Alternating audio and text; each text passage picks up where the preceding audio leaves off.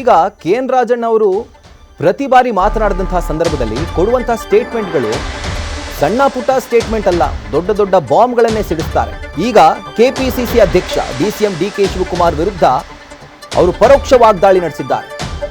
ಪ್ರಯಾಗ್ರಾಜ್ ಬಗ್ಗೆ ಮಲ್ಲಿಕಾರ್ಜುನ ಖರ್ಗೆ ಅವರು ಮಾತನಾಡಿದ್ರು, ಅಲ್ಲಿ ಹೋಗಿ ಮುಳುಗಿದ್ರೆ ಬಡತನ ಹೋಗುತ್ತಾ ಅಂತ ಹೇಳಿದ್ರು. ಆದ್ರೆ ಅದೇ ಪ್ರಯಾಗ್ರಾಜ್ಗೆ ಹೋಗಿ ಡಿಸಿಎಂ ಡಿ.ಕೆ. ಮುಳುಗಿ ಬಂದ್ರು.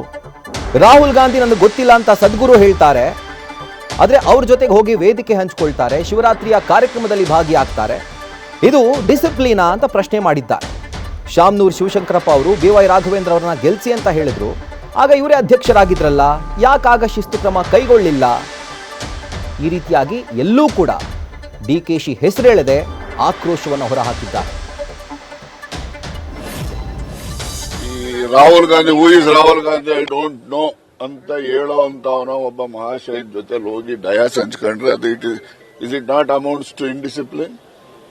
ನಮ್ಮ ಎಐಸಿಸಿ ಅಧ್ಯಕ್ಷ ಹೇಳಿದ್ರು, ಓ ಯಾವ್ದಪ್ಪ ಅದು ಅಯೋಧ್ಯೆ ಅಲ್ಲ ರೀ, ಪ್ರಯಾಗರಾಜಕ್ಕೆ ಹೋಗಿ ಆ ನದಿಲಿ ನಾವು ಮುಳುಗ್ಬಿಟ್ರೆ ಹಮಾರ ಗರೀಬಿ ಚಲೆ ಜಾತಾ ಕ್ಯಾ ಅಂತ ಹೇಳಿದ್ರು ಇಲ್ವಾ? ಎಐಸಿಸಿ ಅಧ್ಯಕ್ಷ ಹೇಳಿದ್ದು. ಅಲ್ಲೋಗಿ ಇವರು ಯಾರು ಏನ್ ಬೇಕಾದ್ರೂ ಭಕ್ತಿ ತೋರಿಸ್ಲಿ, ನಮ್ದೇನು ಅಡ್ಡಿ ಇಲ್ಲ ತೋರಿಸೋರಿಗೆ. ಆದ್ರೆ ಅಲ್ಲಿ ಹೋಗಿ ಎಲ್ಲ ಮಾಡ್ಕೊಂಡು ಆದಿತ್ಯನಾಥ್ ಯೋಗಿ ಅವರು ಬಹಳ ಚೆನ್ನಾಗಿ ಎಲ್ಲ ವ್ಯವಸ್ಥೆ ಮಾಡಿದ್ದಾರೆ ಅಂತ ಹೇಳಿ ಅವರಿಗೆ ಕಾಂಪ್ಲಿಮೆಂಟ್ಸ್ ಕೊಟ್ಟು ಬರ್ತಾರೆ, ಹೌದಲ್ವಾ?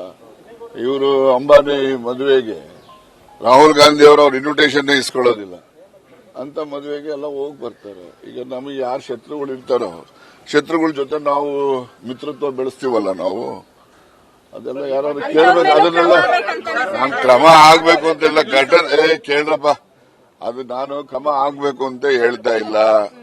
ನಾನು ಈ ಸಂಗತಿಗಳನ್ನ ಪಕ್ಷದಲ್ಲಿ ಗಮನಿಸಬೇಕು ಅಂತೇಳಿ ಹೇಳ್ತಾ ಇದ್ದೀನಿ. ನ್ಯೂಸ್ ಫಸ್ಟ್ ನಿರ್ಭೀತಿಯಿಂದ ನಿಮ್ಮ ಪರವಾಗಿ.